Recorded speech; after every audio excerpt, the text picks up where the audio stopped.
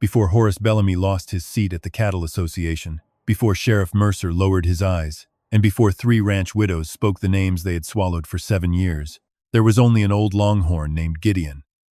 At the edge of an auction ring, he was scarred, half-blind, and unwanted, except for hide and horn. His right shoulder looked as if a branding iron had been held there too long, and his left hind leg dragged when the weather changed. The men at Dry Cedar Stockyards called him spoiled meat with a temper. Jonah Reed knew what it was to be priced low. Since the stampede took his left arm below the elbow, he had gone from trail boss to yard hand, from respected drover to a man paid in coins and leftovers. He swept the ring where younger men sold cattle he used to drive across 3 counties, keeping quiet because quiet men kept jobs. Then Gideon saw the auction gate and refused to move. Ropes tightened around his neck. Dust rose under his hooves. A handler jabbed him with a pole, and the old animal made a sound. Jonah had heard only once before. On the night a herd smelled fire before men saw smoke. Bellamy watched from the buyer's rail, calm and clean. He told Sheriff Mercer the beast was dangerous, but Jonah was watching Gideon's eyes. The Longhorn stared at the auction gate as if the wood had spoken. Above the latch, beneath fresh red paint, Jonah saw an older mark bleeding through the grain. Half a circle cut by a broken line. Then he looked at Gideon's burned shoulder. The same mark lived there in pale, twisted hair. 2 hidden brands stood in front of him. One on an animal men wanted dead. One nailed over a ring where Bellamy's papers looked cleaner than the cattle. Both pointed back to a ranch the town had been told died in debt. The yard did not stay quiet for long. A stockyard hated silence. Somebody coughed. A steer bawled from the holding pens. Percy Sloat snapped his ledger shut and said the sale would continue once the troublesome animal was cleared. Men shifted their boots and looked anywhere but at the mark Jonah had seen. Sheriff Mercer reached the gate first. "Step back, Reed." Jonah kept his hand on the lower rail. Gideon stood 3 feet away, sides heaving, the burned shoulder slick with sweat. The pale hair beneath the scar had not vanished. Dust from the gate made it clearer. "I need a minute with him," Jonah said. Mercer's mouth tightened. "You need employment. Don't confuse the two." Wade Kester came up smelling of tobacco and saddle oil. He worked Bellamy's range and wore his revolver low enough for folks to notice. Kester hooked a rope over Gideon's cracked horn and jerked hard. The Longhorn staggered, his bad hind leg nearly folded. Jonah caught the rope with his one hand and wrapped it around the rail, using the wood as the strength his missing arm could not give him. Kester stared at the pinned sleeve on Jonah's left side. "You planning to wrestle him?" "No," Jonah said. "I'm planning to keep you from breaking what you want to sell." Bellamy came down without hurry. Tall, clean-coated, and soft-voiced enough to make insult sound like mercy. "Jonah," he said, "you were a good cattleman once. That is why I will forgive this foolishness once." The word once landed harder than a threat. Jonah let go. Gideon was dragged into a side pen beside the mule stalls. The sale moved on. Percy called the next lot. A black steer sold for $22. A pair of heifers brought $31. Within 10 minutes the crowd had taught itself to believe nothing unusual had happened. That was how Dry Cedar handled trouble. Jonah went back to work, because a hungry man could not afford pride all morning. He swept the alley behind Pen 12, carried cracked water buckets with one hand in his hip, and patched a loose board with nails pulled from an old crate. Every task reminded him of what he used to do without planning each reach. By sundown, his palm had split where the rope had burned it. Ada Greer found him at the pump, rinsing blood into the dust. "You made Bellamy look foolish," she said. Jonah glanced toward the office window. Percy sat inside under lamplight, copying numbers from one book to another. "No, the animal did." Ada kept the auction tags, counted the lots, and wrote down who consigned what. Since her husband died under a freight wagon 6 years earlier, she had learned that widows survived by seeing everything and admitting little. She looked at Jonah's hand. "Mrs. Halver came by asking after you." Margaret Halver owned the room behind the grain shed, where Jonah slept under a roof that smelled of mice and old flour. He owed her $78.40. In 11 days, if he did not pay at least half, she would put his trunk outside. "I'll talk to her Friday," Jonah said. "She said Friday was what you told her last Friday." From the side pen came a low groan. Not angry, the kind of sound an animal made when pain had settled too deep to beg. Gideon stood with his head down, the rope loose around his neck. He had stopped fighting, and that made him look worse. His ribs showed under the hide. Flies worked at the corner of his bad eye. His cracked horn bore a fresh scrape, and his burned shoulder twitched each time he breathed. "Bellamy owns him?" Jonah asked. Ada hesitated too long. "That tag says Red Mesa Salvage Stock," she said. "That's not what I asked." She took a folded slip from her apron and pressed it into his palm. "The consignor line says Red Mesa Range Company. The intake note says found stray, no clear brand." Percy's handwriting was thin and exact. Date received: July 3. Weight estimate: 918 pounds. Condition: old, aggressive, shoulder burn, hind weakness. Brand: unreadable. Below that, in smaller letters, someone had written, "Dispose before founder's sale." Ada watched the office again. "Bellamy wants him gone before the big buyers arrive tomorrow." A sensible man would have handed the paper back. Jonah had been sensible for 5 years. Sensible had kept him employed, hungry, and ashamed. Sensible had let men speak Cal Reed's name like it was mud. He walked to Gideon's pen. The Longhorn lifted his head but did not back away. Jonah stayed outside the rail and spoke low. "I'm not here to hurt you." Gideon smelled his sleeve, then the torn skin of his palm. Up close, the burn scar was uglier than Jonah had thought. It was not one clean wound. It had ridges, overlaps, raised knots, where hair would never grow right again. Someone had burned him more than once. Jonah reached through the rail with 2 fingers. Gideon flinched, and Jonah stopped. Behind him, Ada whispered, "Careful." Jonah waited until the Longhorn's breathing slowed. Then he touched the edge of the pale hair. The curve bent down, cut inward, and vanished under a thick seam of scar. He had seen that shape before, but memory would not hold still. A half circle, a broken bar, a gate left open. Broken gate. The old Talbot Ranch had carried a mark like that on every steer Jonah drove past when he was 24. Then the Talbots vanished. Their cattle were declared scattered, and the town decided debt had eaten what misfortune had left. Ada's face had gone still. "What is it?" Jonah looked from Gideon's shoulder to the office where Percy's lamp burned over the ledgers. "Find me the old brand book," he said. Ada shook her head. "That book is kept in Bellamy's association cabinet." "Then find me the man who can read a burned brand without a book." At the far edge of town, beyond the Mexican church and the abandoned dipping vat, there was one man who could do it. Tomas Velez had once told Jonah that Hyde remembered what paper forgot. Jonah folded the intake slip and tucked it inside his vest. Gideon lowered his head until his cracked horn touched the rail. For the first time since morning, the old animal stood still. Tomas Velez lived where the town stopped pretending to be tidy. His cabin sat beyond the Mexican church, past the last row of freight sheds, near an abandoned dipping vat half filled with rainwater and dead mesquite leaves. A wire fence leaned around the place, as if tired of holding anything back. 3 old branding irons hung beside his door, black with age, their handles polished by hands that had worked cattle before Jonah was born. Jonah reached the cabin after dark with Gideon on a lead rope, and Ada walking 20 paces behind, as if distance could keep her innocent. Gideon limped badly by then, each step pulling a shallow grunt from him. The cold rising from the creek bottom stiffened his bad hind leg, and twice Jonah stopped, thinking of turning back. Whatever truth lived under that burn, the animal was paying for it in bone and breath. Tomas opened the door before Jonah knocked. He was a narrow old man, with silver hair tied at the back, and eyes that looked cloudy until they settled on something that mattered. He carried a lantern in one hand and a skinning knife in the other. "I heard the yard had trouble," he said. "A Longhorn," Jonah answered. Tomas looked past him. Gideon stood under the lantern glow, head low, the scar on his shoulder, dark as cooled iron. "That is not trouble," Tomas said. "That is a witness nobody fed." He led them behind the cabin, where an old crossbeam made a rough examining rail. Jonah tied Gideon loose, not tight. Ada held the lantern. Tomas warmed his hands over the flame, then touched the edge of the scar without pressing. Gideon flinched, but he did not pull away. The old man worked slowly. He pushed aside matted hair. He breathed through his nose. He traced the pale curve with the back of one fingernail and followed it until the white hair disappeared beneath the raised burn. "This was done with 2 irons, Tomas said.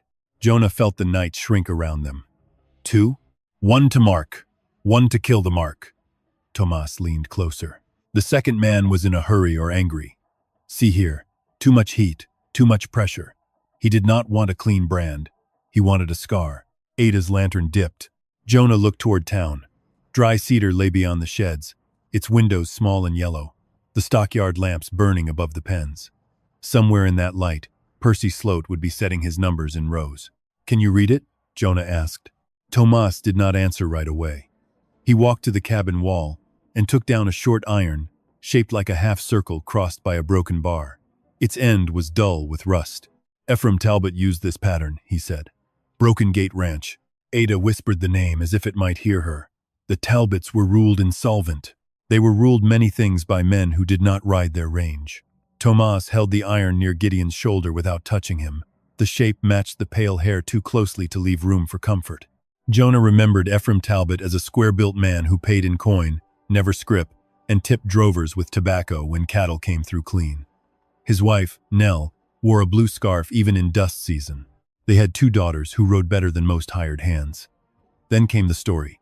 Debt, scattered cattle, a runaway son, a signed transfer, and a ranch swallowed by Red Mesa Holdings before winter. The town had accepted it because documents were quieter than missing people. Tomas hung the iron back on the wall. Hide can prove an old brand. It cannot prove who burned it over.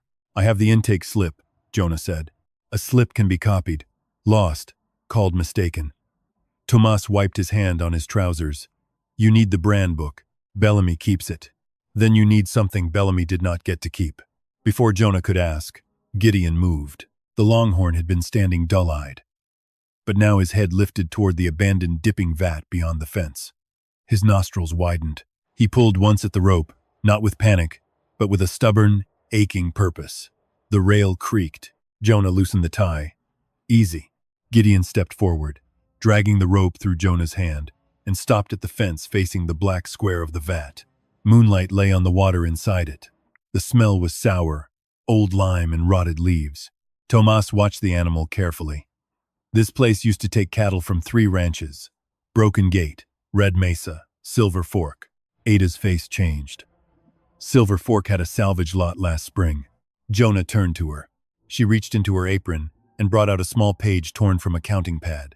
I did not want to say until I was sure. After you left the yard, Percy went to supper. I checked the duplicate lot sheets. You stole them? I copied them. Her voice was sharp from fear. There is a difference if nobody proves otherwise. On the page were 6 lot numbers written in her neat hand. All marked salvage. All consigned through Red Mesa Range Company. All listed as found stray or damaged brand. Beside 4 of them, Ada had written the same notation. Association clearance pending. Jonah read the dates. They stretched across 3 years. This is more than Gideon, he said. Ada nodded. There was also a letter in the back drawer.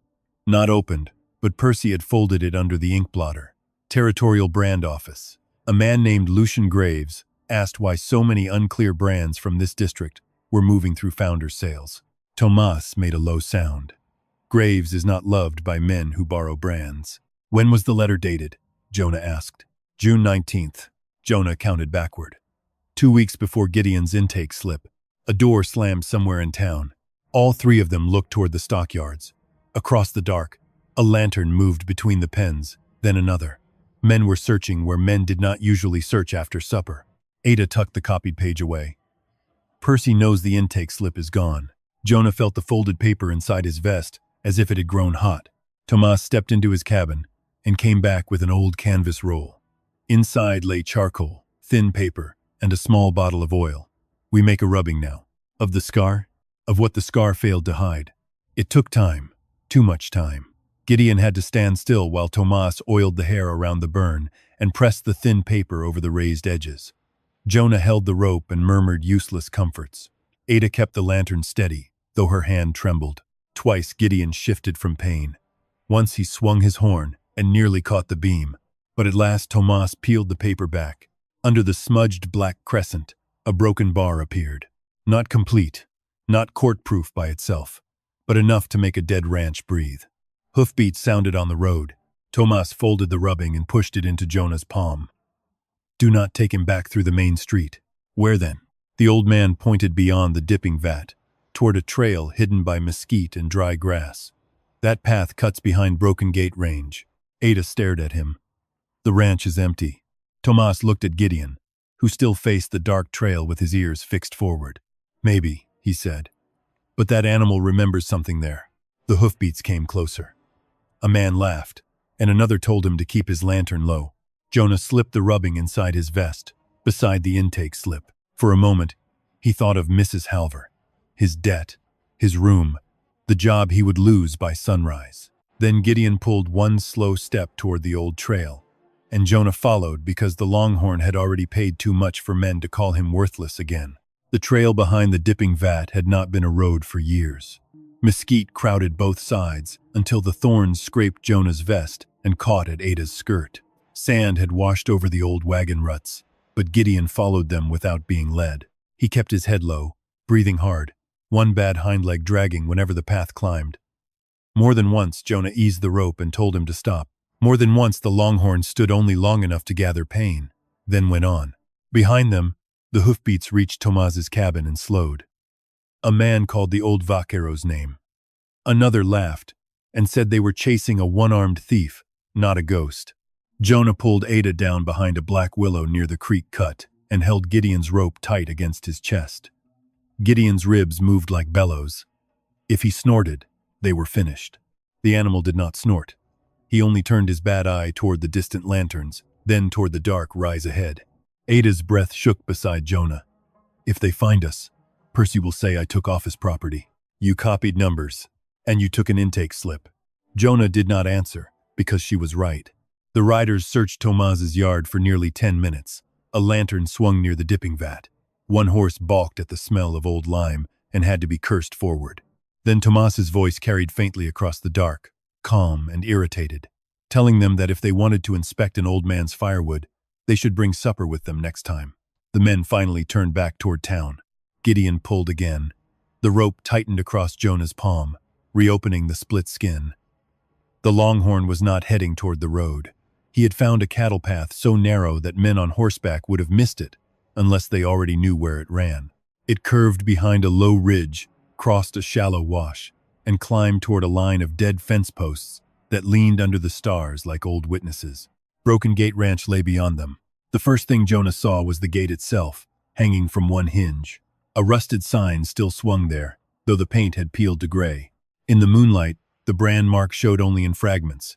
Half a circle, a bar that did not quite meet, and a line where weather had eaten the wood. It matched the mark under Gideon's burn, closely enough to make Jonah's throat tighten.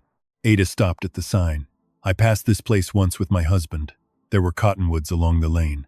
There were girls racing horses beside the creek, Jonah said before he could stop himself. I drove cattle past here when Talbot still owned 300 head, and paid men before the bank got its share. The house had not burned.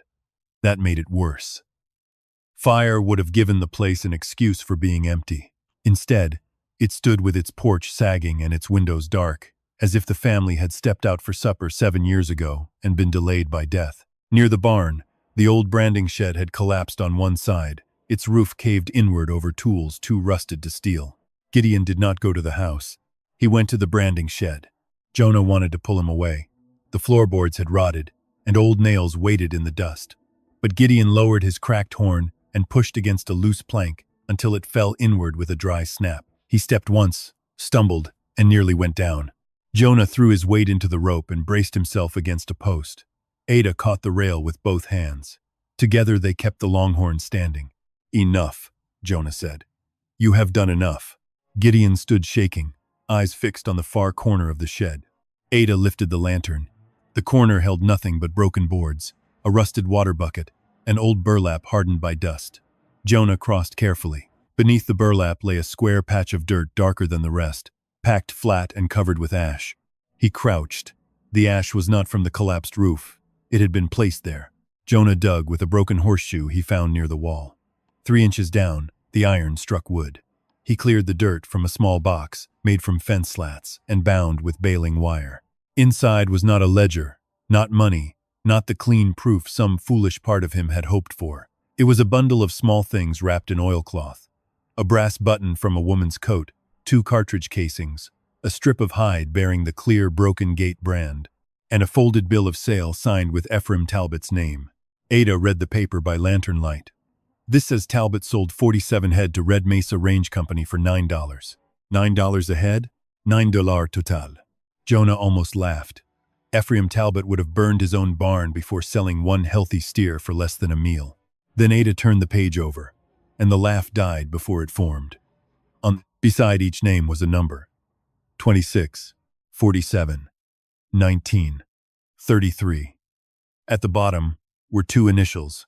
C.R. Cal Reed. The lantern flame moved in Ada's hand. Jonah. He took the paper from her.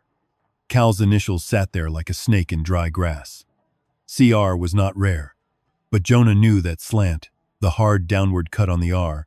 His brother had signed receipts that way when they rode together. His brother had signed apologies that way too, when trouble found him faster than work did. A memory opened before Jonah could close it. Cal grinning beside a branding fire, turning a hot iron in his hand, saying there were only two kinds of men on the range, the ones who owned marks and the ones who learned to change them. Jonah had thought it a joke then. Later, when Cal disappeared after being accused of helping rebrand stolen cattle, it had stopped feeling like one. Ada folded her arms against the cold. This could mean he was keeping account, or helping them. She said nothing, which was worse than arguing. Outside, Gideon groaned. Jonah went back to him, carrying the strip of branded hide. When he held it near the Longhorn's nose, Gideon sniffed once and swung his head toward the shed wall. Not toward the box, not toward the bill of sale, toward a row of tally marks cut into the inside planks, half hidden behind a fallen saddle rack. Ada brought the lantern close. There were names scratched beside some of the marks, faint but readable. Ann Talbot, Ruth Talbot, Ellie Talbot. Under them, 4 shortcuts. Under another name, only one. Cal. Jonah touched the cut beside his brother's name. It had been carved deep, not hurried. A man could read guilt into it if he wanted. A man could read warning, too. From the yard came a sound that did not belong to the night. Metal against metal. Jonah turned. Gideon lifted his head. Beyond the open end of the shed, near the old corral, a lantern had appeared where no lantern had been a moment before. It moved low, as if shielded by a coat. Then a second light answered from the dead cottonwoods by the creek. Ada blew out their lantern. Darkness swallowed the shed. Gideon's breath filled it, hot and ragged. Jonah slipped the bill of sale, the branded hide, and the penciled list back into the oilcloth bundle, but the box was too bulky to carry quietly. He took only what he could hide under his vest. A voice drifted from the yard. Wade Kester. Tracks come this way. Ada's fingers closed around Jonah's sleeve. In the dark, Gideon stepped forward before Jonah could stop him. His hoof came down on a rotten board, and the crack sounded like a pistol shot. The lanterns outside stopped moving. Kester said, "There." Jonah held still, until Kester's lantern crossed the broken yard and threw yellow light through the gaps of the branding shed. Ada stood behind him in the dark, one hand tight around the strip of broken gate hide. Gideon's hoof still rested on the rotten board that had cracked under him, and the old Longhorn trembled so hard the rope shook in Jonah's hand. Outside, Kester told another man to circle the house. Jonah had one working hand, a frightened widow beside him, a wounded animal too large to hide, and enough stolen paper under his vest to let Bellamy name him a thief by breakfast. He slipped the rope loose from Gideon's neck and looped it around a standing post, not tight enough to choke him if he lunged. "If they take me," Jonah whispered, "run for Tomas." Ada shook her head. "You know the numbers," he said. "I don't." Kester stopped at the shed door. "Reed," he called. "Mr. Bellamy says you can return what you took before Sheriff Mercer has to make this public." Jonah stepped into view before Ada could answer for him. He kept his head. "The second rider, you rode a long way for an intake slip," Jonah said. "You rode farther for bad beef. He has a name." Kester smiled. "Names do not change ownership. They might, if the owner was buried under paperwork." The smile thinned. "Careful." Kester lifted the lantern. Its light pushed into the shed and brushed Gideon's scarred shoulder. The Longhorn lowered his head, not to charge, but to warn. Kester shifted the shotgun. "That beast is dangerous. If he breaks loose, Mercer will put him down proper." Ada moved in the dark. A board whispered under her boot. Jonah spoke quickly to cover the sound. "Tell Bellamy if he wants his paper. He can ask for it in daylight." "He does not need to ask." He has a bill of sale. From Talbot? Kester's eyes flicked once. That was enough. The false bill inside Jonah's vest seemed to grow heavier. If Kester knew about it, the box at Broken Gate had not been forgotten. It had been missed. From the house, Pruitt called, "Nobody here." Kester took one step closer. Gideon moved first. He swung his cracked horn into the loose post. The post did not break, but the old saddle rack beside it crashed down, pulling half the rotten wall with it. Dust burst through the shed. Ada cried out, hidden by the noise. Jonah seized Gideon's rope and hauled him toward the gap as Kester cursed and fired into the dirt. The blast rolled across the empty ranch. Gideon lurched through splintered boards and tore his flank on a nail, but the opening was wide enough for Ada to slip out ahead of them. Jonah followed, half dragged by the animal, half carrying his own weight through the broken wall. Behind them, Kester shouted for Pruitt to get the horses. They ran by starlight through the dry wash behind the shed. Gideon's breath turned wet and rough. Blood darkened the hair along his side. Twice Jonah tried to slow him. Twice the Longhorn kept moving. Not fast, but with the stubborn pull of something remembered. At last Gideon turned under a low shelf of sandstone, screened by greasewood, and stopped before a narrow cut in the rock. Ada bent over, gasping. He knew this place. Jonah laid his hand against Gideon's neck. Heat and pain jumped under the hide. Or somebody taught him. Inside the cut was a shallow pocket where old feed sacks had rotted against the wall. Gideon pushed his nose past them and struck the stone with his broken horn. Once. Then again, Jonah felt along the rock until his fingers found a seam too straight to be natural. He pried with his knife. A flat piece of sandstone tipped forward, and behind it sat a tin tobacco box wrapped in canvas. Ada held the lantern low. Inside the box was a water-stained photograph of two men standing beside a younger Gideon. One man was Ephraim Talbot. The other was Cal Reed.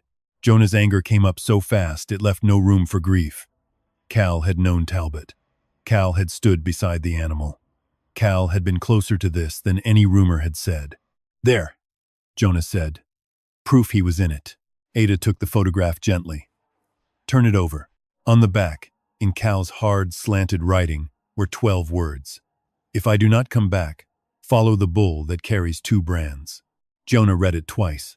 The wash outside went quiet, except for Gideon's breathing. In the box were 3 more things. A torn brand inspection receipt dated the 14th of October, 1879. A small map of Broken Gate Range, and a folded letter addressed to Jonah, but never sent. He did not want to open it. For 5 years, he had survived by making Cal simple. Fool. Drunk. Rustler. A stain on the Reed name. Simple men were easier to hate. Ada said nothing. She only raised the lantern. Jonah unfolded the page. "Jonah, if this reaches you, I failed to get Graves the first book. Bellamy is not stealing cattle the old way. He makes them lawful after the owners are ruined, gone, or too scared to fight. Percy changes the lot sheets. Kester moves the branded ones at night. Mercer may not know the whole of it, but he knows enough to look away. Talbot would not sign, so they made him look broke and me look dirty. I marked Gideon twice, because he was the only proof they would keep alive long enough to sell.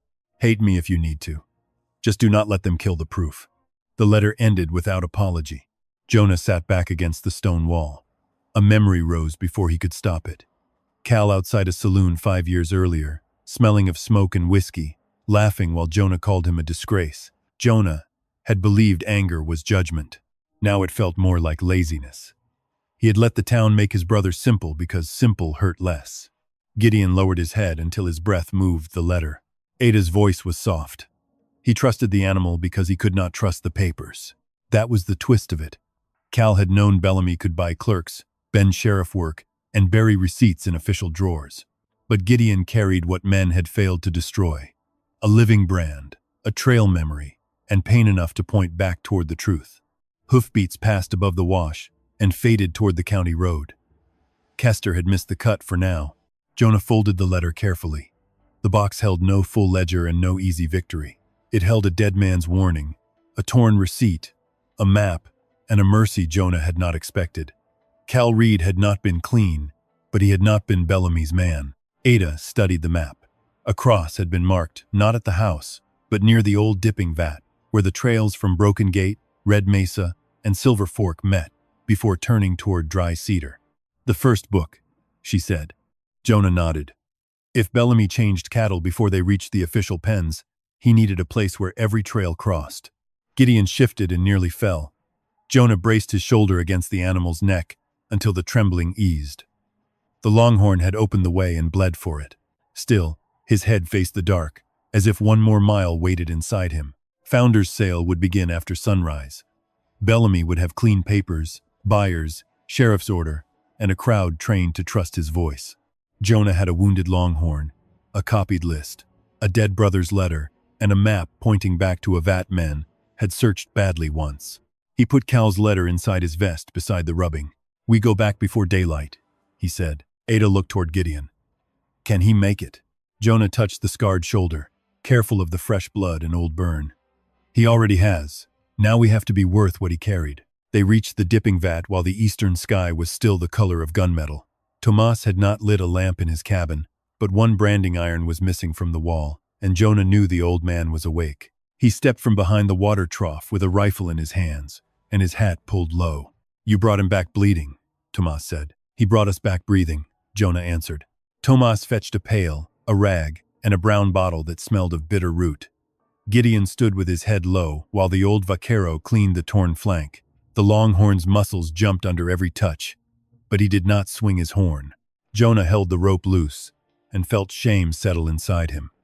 Each new piece of truth seemed to cost the animal something men had no right to ask.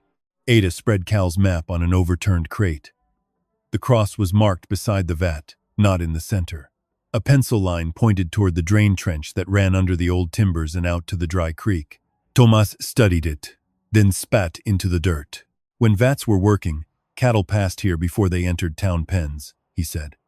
"A man could count, doctor, dip, or change a record before any clerk in Dry Cedar saw a hide. Cal called it the first book," Ada said. "Then we look where water was meant to carry things away."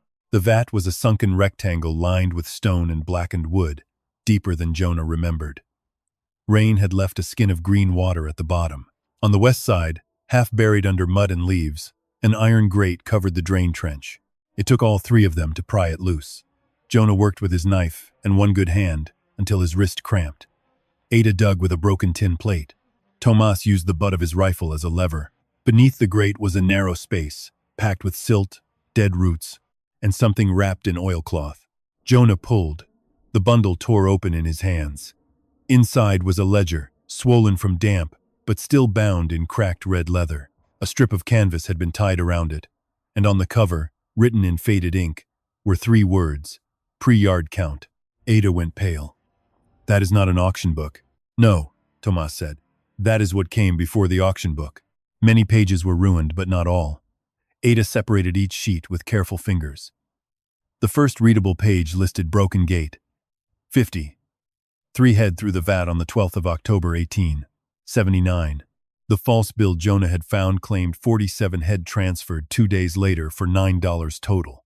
On another page, Silver Fork showed 31 head through the vat, but Ada's copied auction sheet listed 19 salvage animals with damaged brand. Double Kettle had 26 counted here, and 11 in Percy's duplicate sheets. Mercy Spur had 33 counted, then vanished into association clearance pending.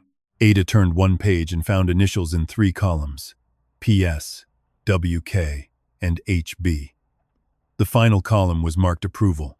Bellamy had not signed his name. He had not needed to. "This proves pattern," Ada said. "But he will say the book is old, water damaged, stolen from association property." "It was hidden under a vat," Jonah said, "and he will ask who hid it. Then he will point at Cal." That struck close because it was true. The letter gave Cal's reason, but not clean hands. The ledger gave numbers, but a section near the middle had been cut out with a blade, not torn, removed. Whoever hid the ledger had taken or lost the pages that mattered most. Tomas touched the cut edge. "Buyer names, maybe. Or the man who ordered it," Ada said. Gideon made a low, strained sound. He had moved to the east side of the vat, where the holding fence sagged into weeds. His nose worked at the dirt near a cracked post. Jonah meant to lead him back before he opened the wound again, but Gideon pressed his cracked horn against the post and pushed. The post tilted. At its base, half hidden by grass, was a buried horseshoe nailed flat to the wood. Tomas crouched. That is not for horses. He scraped mud from the shoe and uncovered 3 stamped letters. L.G.O. Ada frowned. Lucian Graves' office. Jonah pried the horseshoe free. Under it was a folded tin plate wrapped in waxed cloth. Inside lay a receipt stub with an official seal pressed into blue paper. It showed that a packet of brand irregularity notes had been received by Graves's deputy in Santa Reina on the 20th of October 1879. Sender, C. Reed. Attached exhibits, pre-yard count copy, owner objections, burn over samples. Ada closed her eyes. Cal got something out. Jonah looked at the receipt until the letters blurred. His brother had not only hidden proof, he had tried to send it beyond Dry Cedar. That meant somebody had stopped the rest from following, or Graves's office had never known what became of the sender. From the road came the first church bell of morning. Founder's sale would open within 2 hours. Tomas wrapped the ledger in dry canvas. You cannot carry this into town and expect them to let you speak. We take it to Sheriff Mercer, Ada said, though she did not sound convinced. Jonah shook his head. If Mercer sees it first, Bellamy sees it next. Then Graves. Graves is not here. Ada looked toward Dry Cedar. His letter was in Percy's drawer. If we can show the crowd he asked questions before today, Bellamy cannot call this a fresh lie. Tomas gave a grim nod. Public first, law after. They hid the ledger under a grain tarp on Tomas's mule cart and covered it with 2 sacks of cracked corn. Gideon could barely walk. The cut on his flank had stopped bleeding, but his legs shook under him. Jonah wanted to leave him in Tomas's yard, away from Kester's gun and the ring, yet Gideon kept facing the road to town. Before they could move, Reverend Elias Boone appeared on the road from Dry Cedar. His black coat dusted pale, and his horse lathered. Jonah, he called, stopping short when he saw Gideon's wound. Bellamy is telling men you stole association records and a Red Mesa animal. Sheriff Mercer has a warrant ready before breakfast. Ada stepped forward. A warrant for what? Theft, trespass, and public disturbance. Boone swallowed. And if the Longhorn is brought back, Mercer says it will be destroyed as dangerous stock. Gideon lifted his head at the voices, and Jonah felt something colder than fear. Bellamy was not waiting to see what they knew. He was shaping the town before they arrived. Boone looked at Ada. Your note was under my chapel door. Ada did not apologize.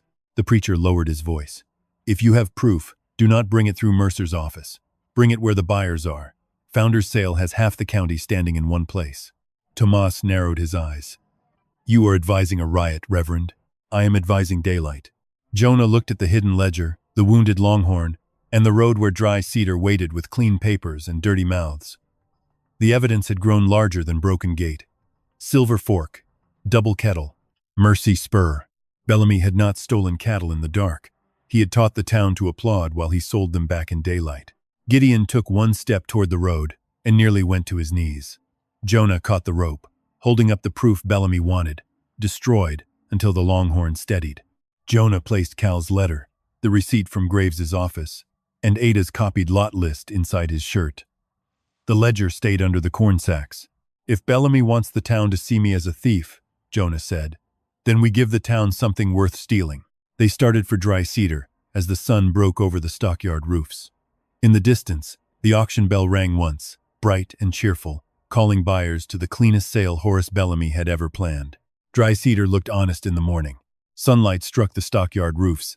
The church bell had barely finished ringing, and banners for Founder's Sale fluttered over the main gate as if cloth could bless a crooked thing. Buyers had come from 3 counties. Wagons lined both sides of the road. Men in clean collars stood beside men with dust in their beards, all waiting for Horace Bellamy to prove that order still had a price and a buyer. Jonah came in through the freight alley behind Reverend Boone's horse, with Ada on the mule cart and Tomas walking beside Gideon. The ledger lay under cracked corn sacks, and the wound on Gideon's flank showed dark against the hair. We should leave him at the livery, Boone said quietly. No, Tomas answered before Jonah could. If they do not see him, they will call the papers stolen. If they see him without the papers, they will call the animal diseased. Both must stand together. That was the trouble with truth. It had to arrive whole, even when every piece was limping. They stopped behind the feed shed, where the auction office backed onto a narrow lane. Through the window, Percy Sloat sat at his desk with 2 ledgers open, and Sheriff Mercer standing over him. Mercer held a folded warrant. Bellamy was not inside. His voice carried from the ring, smooth and warm, thanking buyers for keeping the cattle country alive through hard seasons. Ada looked at the office window. The Graves letter is in that room. Jonah shook his head. Too many eyes. I know where Percy hides papers when he wants them close but not official. Before Jonah could stop her, Ada took off her bonnet, rubbed dust across her cheek, and walked around the corner with an empty water pail. She did not move like a thief. She moved like a woman sent to fetch what men forgot they had ordered. That made her nearly invisible. Jonah waited with his hand against Gideon's neck. The Longhorn's hide was hot. Near the ring, Bellamy's speech rose over the crowd. He spoke of lawful trade, clean title, and the old families who had built the county. Men clapped at the right places. Jonah heard his own name once, then laughter, then Bellamy saying that misfortune could make a man suspicious of honest records. Boone's jaw tightened. He is preparing them. He has been preparing them for years, Jonah said. Ada returned 7 minutes later, pale but steady. Under the pail's false bottom was a folded letter bearing the seal of the territorial brand office. Beside it lay a blue carbon sheet with reversed writing pressed into its surface. Ada held it toward the light. Percy copied a reply yesterday. Bellamy told Graves there were no disputed brands in Dry Cedar District, and that the inspector's visit could wait until after Founder's sale. Tomas muttered a curse in Spanish. That means Graves is still coming, Boone said. It means Bellamy knows he is coming, Ada replied. That is why Gideon was marked disposed before today. The chain was no longer a pile of scraps. Jonah saw it forming in a hard line. Gideon's buried brand, Tomas's rubbing, Ada's salvage list, Cal's letter, the pre-yard ledger, the Graves receipt, and now Bellamy's lie to the brand office. Each answered something. Each opened another door. A shout rose at the office door. Percy had found the drawer disturbed. Sheriff Mercer stepped into the lane with 2 deputies behind him. Jonah Reed, he called. You are wanted for theft of association property. The alley emptied as if swept. Buyers turned. Yard boys climbed rails for a better look. Bellamy's speech stopped mid-sentence, then resumed in a gentler tone, inviting everyone to remain calm. Jonah could have run. The freight alley still opened toward the creek road, and Gideon would follow as far as pain allowed. Instead, he stepped beside the mule cart, where the crowd could see his pinned sleeve, his split palm, and nothing else. What property? He asked. Mercer opened the warrant. 1 intake slip, 1 red mesa animal, and records removed from private premises. Ada moved forward. Records Percy changed. Mercer's eyes cut to her. Mrs. Greer, do not make this worse. Bellamy arrived with his hat in one hand, looking less like a man interrupted than a man fulfilling an appointment. Jonah, nobody here wishes you harm. Give back the animal and the papers, and I will ask the sheriff to remember your service on the trail. There it was again, mercy used like a bridle. Jonah almost answered with anger. Then Gideon shifted against him, weak but standing, and the animal's restraint steadied him. I will give them back, Jonah said. In front of the buyers, Bellamy's smile did not move. This is not a theater. No, it is an auction. You taught us public sale makes ownership clean. The words traveled farther than Jonah expected. Men near the ring stopped talking. One of the ranch widows, Ruth Bell from Silver Fork, stood near the water barrel, with both hands gripping her shawl. Jonah recognized another woman beside the rail, Martha Kincaid of Double Kettle, whose husband had been called reckless after his cattle vanished in a spring storm. Tomas had done his work. He had brought the people whose names were written as numbers in the ledger. Bellamy noticed them too. His voice softened. Grief has made many good people listen to bad stories. Ruth Bell stepped forward, not far, but enough. My husband said the count was 31. Percy, sweating in the office doorway, said, Ma'am, your husband signed settlement. He signed nothing after fever took his right hand. The crowd stirred. Mercer looked suddenly less certain, because a warrant was simple and widows were not. Jonah lifted the canvas from the cart and uncovered the red leather ledger. He did not open it yet. If he opened it in the alley, Mercer could snatch it and call the rest disorder. If he waited too long, Bellamy would own the room before Jonah entered it. Boone stepped beside him. Let them hear it in the ring. Bellamy's eyes hardened for the first time. Reverend, I would be careful, turning sacred voice towards slander. The ring is not sacred, Horace. It is only loud. Gideon took one step toward the boards. His wounded flank trembled. Jonah felt the rope pull and understood with a sick weight that the old animal was choosing the place he feared because the papers alone would not survive Bellamy's mouth. Tomas leaned close. He cannot stand long. Then we make them look fast, Jonah said. Mercer blocked the way. The animal does not enter that ring. Jonah held up the Graves letter, then explained to half the county why Bellamy lied to the territorial brand office. Mercer looked at Bellamy. It was the smallest pause, but it broke something. Not enough to free them, enough to let doubt breathe. Bellamy reached for the letter with a calm hand. May I see that? Ada pulled it back. You already answered it. The crowd made a sound then, not loud, not brave, but awake. Jonah handed the ledger to Boone, the Graves letter to Ada, and the rubbing to Tomas. He kept Cal's letter inside his vest. Some truths belonged in the public ring, some had to wait until the public had earned them. Together they moved toward the auction boards. A preacher carrying an old count book, a widow holding a government letter, a vaquero with a burned brand rubbing, a one-armed drover with a dead brother's warning, and a bleeding Longhorn, whose body had become the first witness Bellamy could not file away.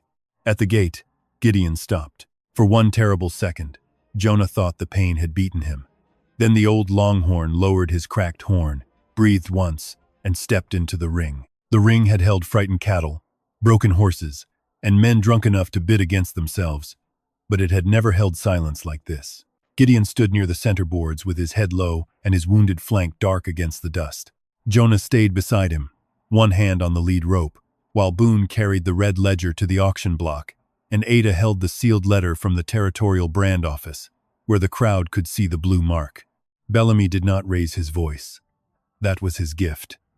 Angry men made themselves small in public, but calm men made others wonder whether they had misunderstood the room. Friends, he said, turning slowly so the buyers, ranch hands, widows, clerks, and boys on the rails could all feel included. Founder's sale has always been conducted under lawful title. If Mr. Reed has concerns, they should be taken to the sheriff's office, not staged in front of honest trade. Sheriff Mercer stepped into the ring. Jonah, hand over the ledger. Boone drew it back. Let it be read first. It may be stolen property, Mercer said. Ada answered before Jonah did. From under an abandoned dipping vat, Percy Sloat appeared at Bellamy's shoulder with a stack of papers tied in green ribbon. His face shone with sweat, but his voice was neat as ink. If I may, Sheriff, Mr. Bellamy has complete documentation for all Red Mesa salvage stock. Intake, clearance, bill of sale, and association approval. Bellamy nodded, almost sadly. No one questions that old records can be confusing. Water damage, dead men's initials, widows' memories. These things stir grief, but grief is not proof. That was the first wall. Jonah had expected it, but hearing it still made the crowd settle against him. Men who had leaned forward now leaned back. A record under a vat sounded like a story. Ribboned papers in Percy's hands looked like civilization. Percy untied the stack and read from the first sheet. Lot 18, aged Longhorn, received July 3rd. Red Mesa Range Company, brand unreadable due to burn injury. Cleared as salvage. Signed by association clerk, witnessed by yard deputy, approved for sale. Tomas stepped forward with the rubbing. A burned-over brand can be read. Percy looked at him with polite pity. Mr. Velez has not served as official brand reader in 12 years. He read brands before you learned to sharpen a pencil, Jonah said. A few men laughed, but not enough. Bellamy lifted one hand. No disrespect to Tomas. Skill is not authority. If every retired hand could overrule records, no ranch in this county would sleep safe. Mercer reached for the ledger again. This ends now. Ruth Bell moved from the water barrel. Her shawl was pulled tight around her shoulders, though the morning had warmed. Read Silver Fork, she said. Her voice barely crossed the ring, but it changed the air. Ada opened the ledger where she had marked the page. Silver Fork, May 6th, 1,880. 31 head through the pre-yard vat. Percy's duplicate sheet lists 19 salvage animals 3 days later. Percy lifted a paper at once. Settlement signed by Samuel Bell. Ruth stared at the sheet as if it were a snake. My husband's right hand was ruined before that date. He could not hold a pen. Bellamy's face softened. Mrs. Bell, nobody wishes to reopen your sorrow. You paid me $9 and called it kindness. The crowd murmured harder this time. Mercer looked at the paper in Percy's hand. Percy looked at Bellamy, but only for a breath. Martha Kincaid of Double Kettle stepped up beside Ruth, then stopped as if she had reached the edge of a grave. Jonah saw fear take her by the throat. Her son worked Red Mesa Range. Her daughter owed money at Bellamy's store. Bellamy saw it too. "Martha," he said gently, "your boy has made a good place for himself. I would hate for loose talk to trouble his standing." Martha lowered her eyes. That was the second wall. Not law, hunger. Ada turned another page anyway. Double Kettle, 26 head through the vat. 11 listed by Percy as damaged brand. 15 not listed at all. Percy snapped. "A pre-yard count is not ownership. It is a handling note," Boone said. "Then why hide it?" "Perhaps Cal Reed hid it," Bellamy said. The name dropped into the ring like a stone, into a well. Jonah felt the old shame stir in the crowd before anyone spoke it. Bellamy turned toward him with a careful sorrow that was worse than accusation. "Mr. Reed's brother was suspected in rebranding before his death. I did not say so earlier out of respect. But if Cal Reed handled these records, then we are not looking at proof against honest ranchers. We are looking at the last tricks of a troubled man." There was the third wall. The dead could not defend themselves, and the living who loved them looked foolish trying. Jonah's hand went to the letter inside his vest. He could read it now. He could spend Cal's last words before a crowd that still had not earned the right to hear them. But Bellamy was waiting for that. A dead brother's letter could be called love, guilt, forgery, anything except law. So Jonah held back. He turned to Gideon instead. "Tomas." The old vaquero brought the rubbing beside the Longhorn's shoulder, not touching the wound, only holding the black crescent, where people could compare it with the pale hair beneath the burn. Some buyers left the rails and came closer. One of them, a rancher from Coldwater Creek, squinted and said, "That is a broken gate curve." Percy spoke quickly. "Similar marks exist across the territory. Not with a broken bar through the lower half," Tomas said. Kester entered through the side gate then, shotgun in both hands. He had changed coats, but dust from broken gate still marked his boots. "Sheriff, that animal is turning the ring dangerous." Gideon had not moved. Mercer looked cornered. Bellamy did not look at Kester, but the order seemed to pass anyway. Kester raised the shotgun enough for everyone to understand the next step. Jonah stepped between the barrel and Gideon's head. "Move," Kester said. "No." Bellamy's voice came mild and clean. "Jonah, do not make a beast worth more than a man's life. He already is worth more than your papers." That cracked the room. Half the crowd shouted at Jonah to stand aside. The other half shouted at Kester to lower the gun. Gideon tossed his head at the noise and almost lost his footing. Jonah felt the rope jerk and knew one stumble could give Mercer all the excuse he needed. Ada climbed onto the auction block, her face white but set. Percy copied a reply to Lucian Graves yesterday. Bellamy told the territorial brand office there were no disputed brands in Dry Cedar. Percy lunged toward her, but Boone put himself in the way. Bellamy's calm finally thinned. "That letter is private association correspondence." "Then it exists," Ada said. For the first time, the crowd heard Bellamy breathe. Mercer lowered his hand from his holster but did not dismiss the warrant. "Mrs. Greer, give me the letter." Ada held it against her chest. "Only if you read it aloud." Kester's shotgun remained pointed near Gideon's shoulder. Bellamy looked from the letter to the ledger, to the widows, to the wounded Longhorn, standing in the center of the ring. His mask did not fall. It tightened into something smaller and harder. "No more theater," he said. "Sheriff, seize the records. Mr. Kester, remove that animal." Gideon took one step backward and struck the ring gate with his hind hoof. The sound rang through the boards like a hammer on a coffin lid. Jonah looked down and saw that the impact had loosened a strip of old red paint from the gatepost. Beneath it, carved into the wood where countless sails had passed over it, was the same broken half-circle. The crowd saw Jonah see it. Bellamy saw it too. Before anyone could move, Jonah reached for the loose paint with his bleeding hand. Jonah caught the loose edge of paint with his thumbnail and pulled. The strip came away in one dry curl, red on the outside and gray underneath. Old dust fell from the gatepost. For 7 years, that board had watched cattle enter the ring, under clean papers and false names. Now, under the fresh paint, the carved mark showed clear enough for men in the front row to step back without knowing they had moved. Half a circle, a broken bar. Tomas held the rubbing beside it. Ada lifted the letter from the territorial brand office. Boone opened the red ledger on the auction block. Gideon stood between them all, shaking so badly Jonah could feel the tremor through the rope. Bellamy spoke first, because men like him knew silence could turn against them. A carved mark on an old gate proves nothing except that boys with knives have wasted time here. Then read the ledger, Ruth Bell said. Percy tried to snatch it, but Boone set one hand flat on the page. Not yours to close. Mercer looked at the crowd, then at Bellamy. The sheriff still held the warrant, but his grip had changed. Jonah saw the first crack in him. Not courage yet, but the fear of choosing wrong where everyone could see. Boone read Broken Gate first. 53 head through the vat. Ada read Percy's auction sheet. 47 head listed as Red Mesa salvage. Tomas held up the strip of hide from the box. The brand matched Gideon, the gatepost, and the old Broken Gate iron. Bellamy's smile returned. Thinner now. Numbers can be copied. Marks can be made. A desperate man can arrange a touching show. Jonah took Cal's letter from his vest. He had wanted to keep his brother's last words private, but privacy had helped Bellamy bury too many people. He gave it to Boone. Not because Boone was holy, but because the town still listened when his voice carried. Boone read slowly. He read Cal's warning about the first book. He read Percy's changed lot sheets, Kester's night moves, Mercer looking away, and Bellamy making stolen cattle lawful after owners were ruined or gone. When Boone reached the line about Gideon being the only proof they would keep alive long enough to sell, the crowd turned toward the old Longhorn, as if seeing him for the first time. Kester raised the shotgun.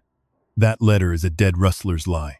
Martha Kincaid stepped into the ring before fear dragged her back. My son works your range, she said to Bellamy. That is why I kept quiet. But my husband counted 26 head before he died, and your office paid me for 11. Bellamy did not look at her. Martha, think of your boy. I am. Another widow spoke from the rail. Then an old man said Mercy Spur had never signed its settlement. The ring filled not with shouting, but with small truths, the kind Bellamy had beaten one family at a time. Together they became too heavy to lift. Ada held up the blue carbon copy. Yesterday, Horace Bellamy told Lucian Graves there were no disputed brands in Dry Cedar. He wrote that while this ledger sat under the vat, while Gideon was marked for disposal, and while Percy's sheets called widow's cattle salvage, Percy backed away. I wrote what I was instructed. Bellamy turned on him with a look cold enough to finish a weaker man. Percy swallowed and pointed at the green ribbon papers. The approvals came from Mr. Bellamy's cabinet. Sheriff Mercer witnessed some because I brought them across after closing. I did not know anyone was dead. Mercer's face went gray. You brought me folded forms. And you signed them, Ada said. For a moment, the sheriff seemed ready to arrest the truth instead of facing it. Then Gideon's legs buckled. The old Longhorn dropped to one knee, and Jonah threw himself against the animal's neck to keep him from falling sideways. The crowd surged. Kester used the movement to lift the shotgun again, but Mercer drew first. Lower it, the sheriff said. Kester stared at him. Bellamy pays your campaign. Lower it. The shotgun sank. Bellamy stepped toward Ada, hand reaching for the Graves letter, his face still arranged in public sorrow. Jonah saw the motion, but Gideon moved faster than any dying animal should have. Not a charge. Not a miracle. One last shove of horn and shoulder. He struck Bellamy in the hip and sent him hard against the auction block. The letter stayed in Ada's hand. Gideon fell then, and Jonah knelt in the dust with the Longhorn's head against his thigh. Gideon's eye rolled once, wild with pain, then steadied when Jonah put his palm between the cracked horns. You did enough, Jonah said, though his throat closed around it. You hear me? Enough. Bellamy tried to rise. Mercer took the green ribbon papers from Percy and the Graves letter from Ada. He looked at Boone. Read the seal again. Boone did. Mercer turned to the deputies. Hold Mr. Bellamy and Mr. Kester until the territorial brand office arrives. Percy Sloat, you will not leave this yard. Bellamy's composure broke into something ugly. You have no authority to disgrace me on damaged records and widow stories. No, Mercer said. But I have authority to keep you from burning them before a man with more authority gets here. The crowd did not cheer. It watched.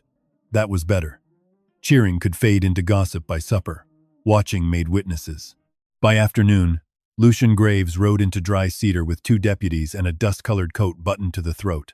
He did not arrive like a savior. He dismounted beside the auction office, removed his gloves, and began sealing drawers with red wax while the whole yard watched. He said Cal Reed's partial packet had reached Santa Rena years earlier, but the follow-up evidence never came. Bellamy's recent reply had made him suspicious enough to come early.